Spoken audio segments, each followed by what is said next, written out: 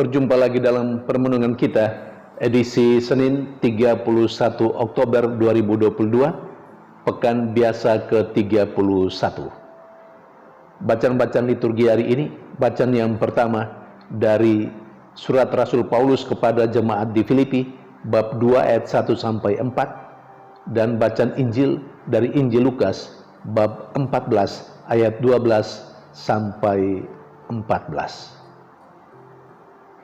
Rasul Paulus dalam bacaan yang pertama hari ini mengajak jemaatnya di Filipi untuk membangun kehidupan yang rukun dan bersatu.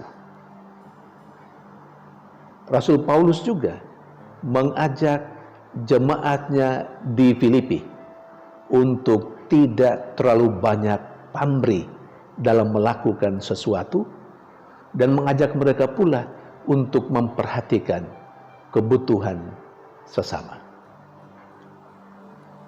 Hal ini rupanya sangat penting menurut Rasul Paulus untuk kehidupan bersama, untuk sebuah persekutuan, lebih lagi sebagai orang yang percaya. Himbauan atau saran Rasul Paulus kepada jemaatnya di Filipi dalam bacaan pertama hari ini, saya sangka masih sangat relevan untuk kita dalam hidup bersama, dalam sebuah persekutuan. Mengapa? Karena kita terkadang tergoda untuk enak sendiri, untuk bahagia sendiri, tanpa peduli dengan orang lain.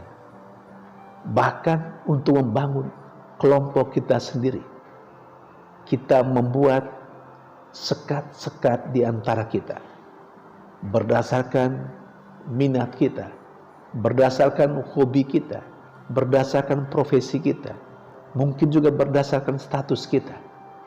Dalam lingkup yang lebih kecil dalam kehidupan menggereja, kita sering membangun sekat-sekat di antara kita berdasarkan lingkungan kita.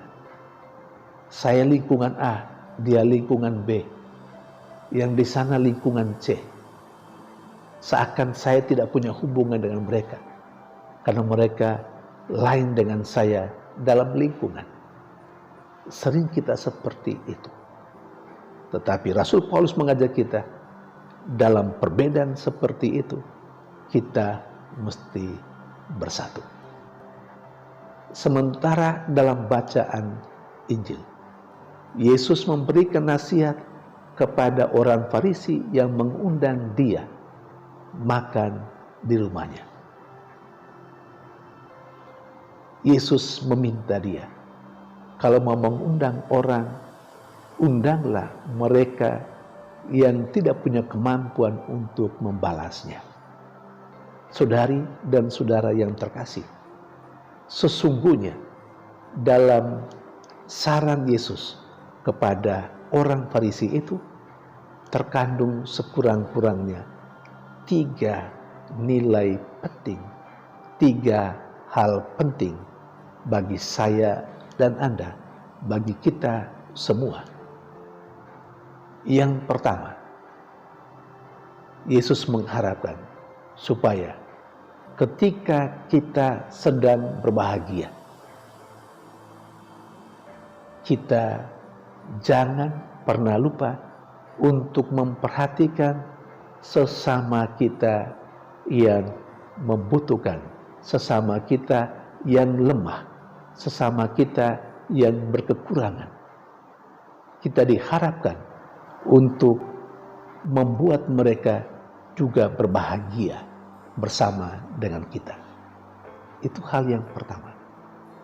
Hal yang kedua, kita diminta untuk menyalakan kembali semangat berbagi kita untuk sesama yang ada di sekitar kita, terutama mereka yang kecil dan sederhana, mereka yang lemah, mereka yang berkekurangan. dan yang terakhir. Tuhan sangat berkenan kepada orang-orang yang memberi, yang memperhatikan orang-orang kecil yang tidak mampu membalas kebaikan mereka. Karena pada waktunya, pada hari terakhir, Tuhan akan membalas kebaikan mereka. Kebaikan orang yang selalu mau berbagi dengan orang-orang lain. Saudari dan saudara yang terkasih, bagaimana dengan kita?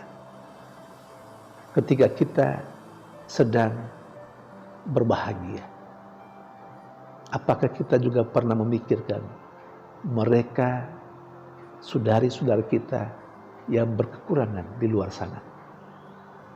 Apakah kita masih mau menyalakan api semangat berbagi dalam diri kita untuk orang lain? Dan apakah kita berbagi dengan mereka yang tidak pernah mungkin membalas kebaikan kita? Karena kita meyakini bukan mereka yang akan membalas kebaikan kita, tetapi Tuhan sendiri. Saudari dan saudara yang terkasih, semoga kedua bacaan liturgi hari ini memberikan inspirasi bagi kita untuk berbelas kasih seperti Tuhan sendiri. Tuhan memberkati.